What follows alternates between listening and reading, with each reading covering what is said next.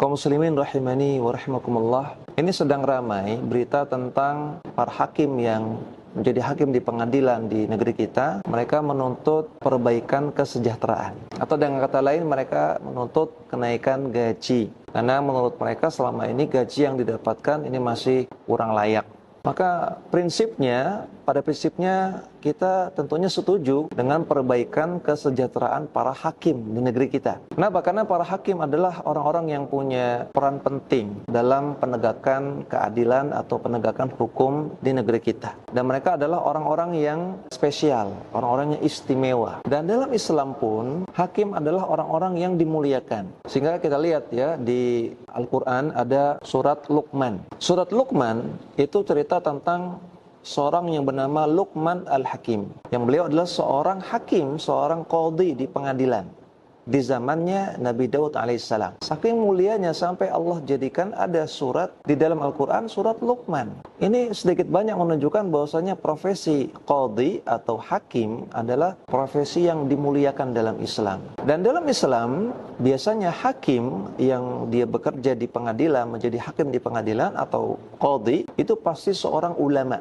Dalam Islam, qadhi atau hakim pasti orang yang alim, seorang ulama. Dan selain dia ulama, dia harus orang yang berpihak kepada kebenaran. Jadi, hakim yang terpuji, hakim yang benar, itu dia harus alim, dia berilmu, dan dia harus orang yang istiqomah di atas kebenaran, membela yang benar, bukan membela yang salah, apalagi membela yang bayar. Alim dan berpihak pada kebenaran. Dalam sebuah hadis yang sahih dari sahabat Buraidah radhiyallahu ta'ala anhu, Nabi sallallahu alaihi wasallam bersabda, "Al-qudatu thalathah." Hakim ada 3 jenis. Qadiyani fin nari wa qadin fil jannah. 2 hakim masuk neraka, 1 hakim masuk surga. Yang pertama, rajulun qadha bi ghairil haqqi fa'alima dzaka fadzaka fin nari. Yang pertama adalah hakim yang dia tidak berpihak kepada kebenaran, padahal dia berilmu. Artinya dia tahu dia salah, tapi dia tidak berpihak kepada yang benar. Maka hakim seperti ini, kata Nabi, finnar, masuk neraka. Yang kedua, wa qadin la ya'lamu fa ahlaka huquqan nasi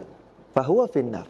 Yang kedua adalah hakim yang tidak berilmu, hakim yang jahil, hakim yang bodoh. Karena kebodohan dia, maka dia pun menghancurkan hak-hak manusia. Ada hak manusia yang tidak didapatkan. Ada hak seseorang yang diberikan kepada orang yang lain. Maka kata Nabi, fahuwa finnar, dia juga masuk neraka. Yang ketiga, wa qadin qadha bil haqqi fadzalika fil jannah.